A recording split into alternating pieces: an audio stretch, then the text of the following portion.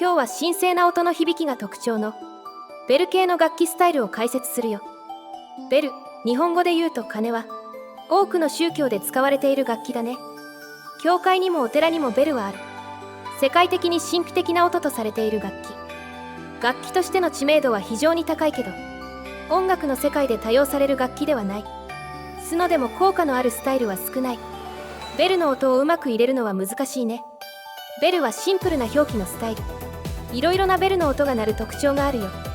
いろいろな音が鳴るのは基本的には欠点。出したい音が出ない場合があるからね。ウィンドチャイムやジングルベルのような癖の強い音まで鳴るのでかなり使いにくい。ウィンドチャイムやジングルベルの音は前にクリスマスの動画で紹介したと思う。普通のベルとはかなり違う音なので、これが混ざるのは非常に厄介だね。ただその代わりベルは効果が強くて、曲に合わせて音を変化できるから、他の曲と混ざりやすい長所がある。音の変化を楽しめるなら優秀なスタイル。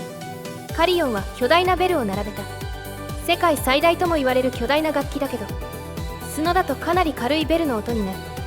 ハンドベルに近い感じの軽い音だね。でもハンドベルは効果が弱いから、軽い音を出すならカリオンがいいかな。チューブラーベルは教会のベルの音を真似た音を出すオーケストラ楽器。日本ではのど自慢の鐘の音としてよく知られている楽器だよ。教会の鐘のように深く響く良い音を出すスタイルではあるんだけど、音の個性が強くて他の曲と混ざりにくい。効果音みたいにすぐ消えてしまうよ。それじゃどんな音を出せるのか、実際に生成した曲を聴いてみよう。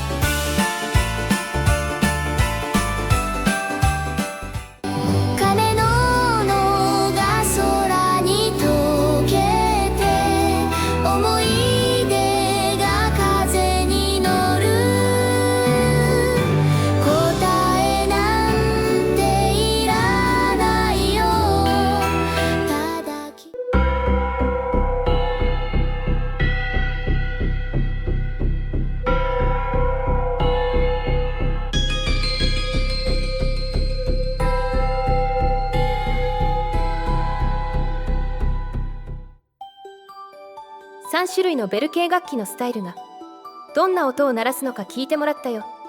ベルは明るくキラキラとした音だから、曲全体の雰囲気を明るくさせる。明るい曲に使ってももちろんいいけど、暗い曲に使っても独特の雰囲気になるね。動画の後半はベル系の楽器ではないけど、同じように金属を叩く楽器を紹介するよ。ミュージックボックスはオルゴールのこと。機械仕掛けで金属板を弾く楽器だね。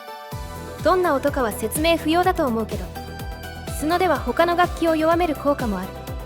要するに他の楽器の音を消してオルゴールの音だけを鳴らす効果があるよ。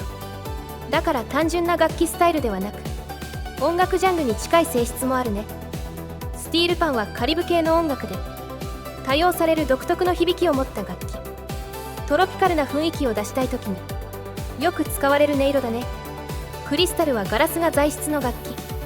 その総称を示す単語でもあるけど、透き通った神秘的な音色のことをクリスタルの音と表現することも多いね。スノでもクリスタルのスタイルはクリスタルのような音色を出す効果だよ。それと強いアンビエント効果がある。スローテンポで静かな雰囲気になるね。クリスタルも単純な楽器スタイルではなく、音楽ジャンル的な効果もあるスタイル。それじゃどんな音を出せるのか、実際に生成した曲を聴いてみよう。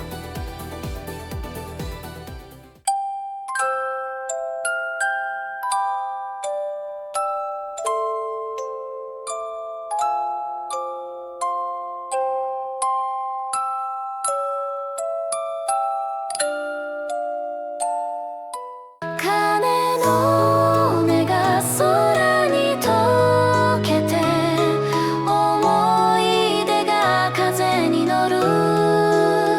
答えなんていらない。思い出が風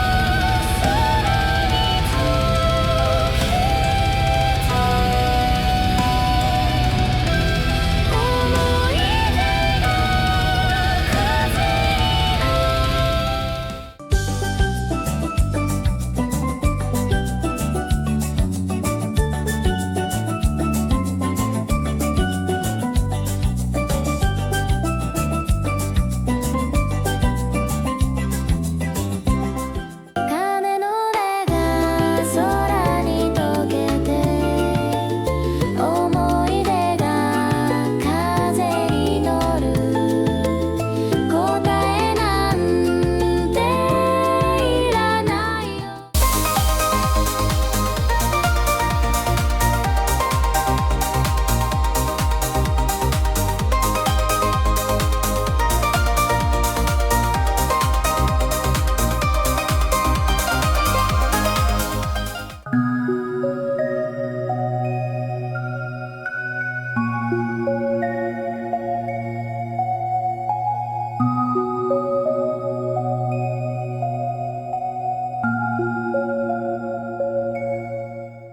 鐘の音が空に溶けて、思い出が風に乗る。答えなんていら。影が揺れて消えてゆく。何を探してるのだろう。月明かりに照らさ。3種類の金属系打楽器のスタイルがどんな音を鳴らすのか聞いてもらったよ。どれも音や効果がかなり個性的だから、好みの分かれるスタイルになると思う。スノではベル系や金属系打楽器はピアノの音と競合することが多くて、音が変化しやすく消えやすいから使いやすいスタイルとは言えないね。